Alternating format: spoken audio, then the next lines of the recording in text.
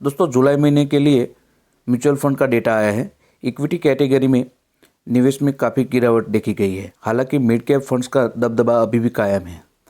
Equity fund में कुल 7,626 करोड़ रुपए का निवेश आया है। इसमें मिड कैप फंड्स में कुल 1,623 करोड़ रुपए का इनफ्लो दर्ज किया गया है। टॉप 5 मिड कैप फंड्स में HDFC mid cap opportunity fund, Edelweiss mid cap fund, Kotak emergency equity fund, Invesco India mid cap fund, SBI Magnum mid cap fund, ये 5 टॉप मिड कैप फंड में रहे हैं। दोस्तों बात करें HDFC mid cap opportunity fund की, तो इस फंड का NAV 9 अगस्त को 125 रुपया है।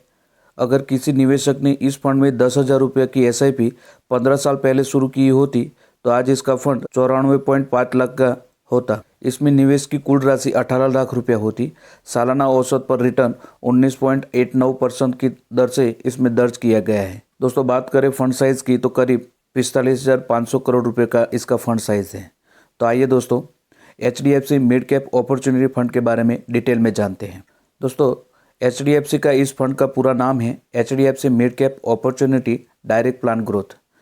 दोस्तों HDFC का यह प्लान मार्केट की मिड कैप कंपनियों में निवेश करती है। इस फंड का NAV 135 रुपये और 74 पैसा है 18 अगस्त 2023 को। यह 4 स्टार रेटिंग स्कीम है जिसमें आप 100 रुपये से मिनिमम निवेश शुरू कर सकते हैं और मैक्सिमम की कोई लिमिट नहीं है।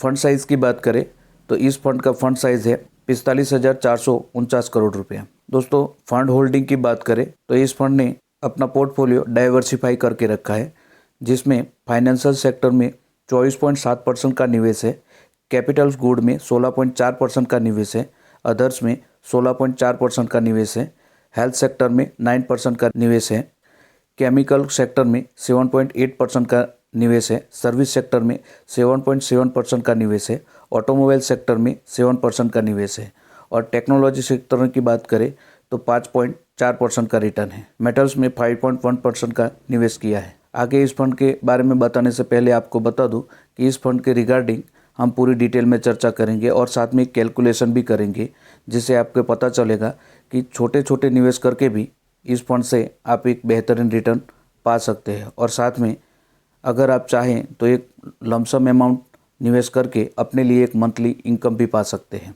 तो इसके रिगार्डिंग लास्ट में हम कैलकुलेशन भी करेंगे।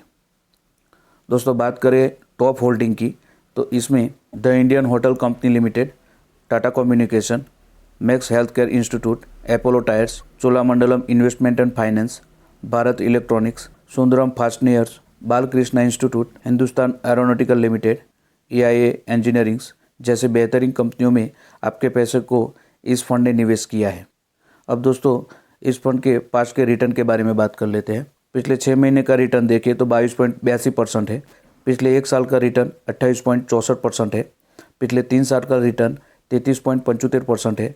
पिछले 5 साल का रिटर्न 17.23% है और ऑल टाइम का रिटर्न 20.43% है। यानी इस स्कीम ने ऑन एन एवरेज 20.43% का रिटर्न दिया है। दोस्तों बात करें हम एक्सपेंस रेशियो की तो 0.88% है। दोस्तों एक्सपेंस रेशियो यह किसी भी म्यूचुअल फंड का खर्चा होता है। एग्जिट लोड 1% है और HDFC mutual fund house total asset के मामले में इंडिया में सेकंड रैंक पर आती है ये कंपनी और इसका total asset under management 5,26,137 crore रुपया है। यानी लोगों ने इतना पैसा HDFC म्यूचुअल फंड में अलग अलग स्कीम के अंतर्गत निवेश किया है। अब दोस्तों बात करते हैं इस फंड में निवेश करने से हमें किस तरह के रिटर्न देखने को मिलेंगे। अगर दोस्तों आपको मंथली 12,000 रुपये इनकम चाहिए तो इस स्कीम में आप एक मुश्त 11 लाख रुपए निवेश करते हैं और अगर आपको एक्सपेक्टेड रिटर्न 16% भी मिलता है तो 10 सालों में किस तरह के रिटर्न देखने को मिलेंगे यह देखते हैं। दोस्तों आप एक मुश्त 11 लाख रुपए निवेश करते हैं तो 10 सालों में आपका टोटल निवेश 11 लाख रुपया होगा, पर इस पर टोटल विड्रॉल हर महीने 12,000 के हिसाब से 10 सालों में कुल 14,40,000 रुपये आपको टोटल विड्रॉल मिलेगा और आपकी फाइनल मैच्योरिटी अमाउंट 10 साल के बाद 15,63,164 रुपये हो जाएगी। अगर 11 लाख आप 20 सालों तक निवेश रखते हैं तो हर महीने 12,000 के हिसाब से 20 सालों में कुल टोटल आपको विड्रॉल 28,80,000 रुपये मिलेंगे और 20 साल के बाद आपकी मैच्योरिटी 36,06,381 रुपये हो जाएगी। और अगर आप लॉन्ग टर्म 30 सालों तक यह पैसा 11 लाख रुपये निवेश रखते हैं तो हर महीने 12,000 के हिसाब से 30 सालों में कुल टोटल आपको विड्रॉल मिलेगा 43,20,000 रुपये। और 30 साल के बाद आपकी मैच्योरिटी अमाउंट 1,26,19,900 रुपये हो जाएगी। तो दोस्तों आप यहाँ देख सकते हैं कि 11 लाख रुपये निवेश करके 30 सालों में आप 1,26,19,900 रुपये बना लेते हैं और साथ में हर महीने 12,000 रुपये की एक मंथली इनकम भी पा सकते हैं। अगर दोस्तों मंथली आप 4,000 रुपये निवेश करना चाहते हैं, छोटी छोटी बचत कर अपना एक गोल बनाना चाहते हैं, तो मंथली 4,000 रुपये निवेश करते हैं और 15% आपको एक्सपेक्टेड रिटर्न मिलता है।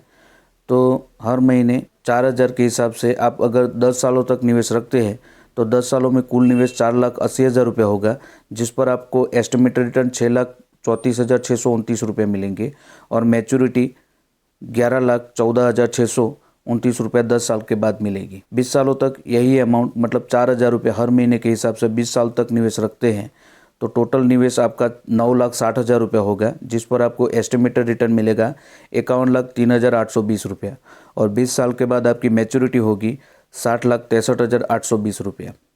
लॉन्ग टर्म यानी 30 सालों तक अगर आप ये अमाउंट निवेश रखते हैं मतलब 4,000 रुपये 30 सालों तक निवेश रखते हैं तो आपका टोटल इन्वेस्टमेंट 14,40,000 रुपये होगा। इस पर एस्टिमेटेड रिटर्न मिलेगा 2,26,99,282 रुपये और टोटल आपकी मैच्योरिटी होगी 2,80,29,282 रुपये। तो इस तरह भी आप छोटे छोटे निवेश करके भी अपने लिए एक बड़ा गोल बना सकते हैं। दोस्तों म्यूचुअल फंड के रिटर्न्स मार्केट के आधार पर है। अगर किसी निवेशक ने HDFC mid cap opportunity fund में 10,000 रुपये की SIP 15 साल पहले शुरू की होती तो आज उनका फंड 94,50,000 के करीब होता। निवेशक की कुल राशि 18 लाख उसमें इन्वेस्ट होती और सालाना औसत पर उनको 19.89% तक का एक्सपेक्टेड रिटर्न मिला होता। तो यहाँ पर हमने मात्र 15% तक का एक्सपेक्टेड रिटर्न गैस किया है, तो आपको मिनिमम 15% तो एक्सपेक्टेड रिटर्न मिलेगा ही मिलेगा। आई होप कि ये वीडियो आपको पसंद आया होगा। इस वीडियो के रिगार्डिंग कोई भी डाउट या प्रश्न है तो हमें कमेंट में बताएं। चैनल को सब्सक्राइब नहीं किया है तो प्लीज़ सब्सक्राइब करें। थैंक यू, धन्यवाद।